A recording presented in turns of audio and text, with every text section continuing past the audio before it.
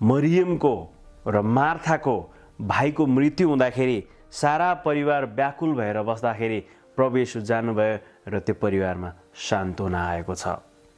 कुष्ठरोगको कारणले गर्दाखेरि सहरदेखि समाजदेखि बाहिर भएका प्रियहरूको बीचमा प्रभु येशू जानुभयो र त्यहाँ उनीहरूले सान्त्वना पाएका छन्।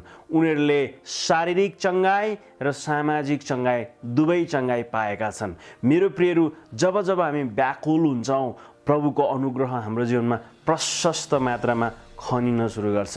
खान नपाएका, टुहुरा टुहुरी, अत्याचारमा परेकाहरू र मानिसहरूबाट रिजेक्सनमा परेकाहरूको बीचमा पनि प्रभु येशू जानुभयो।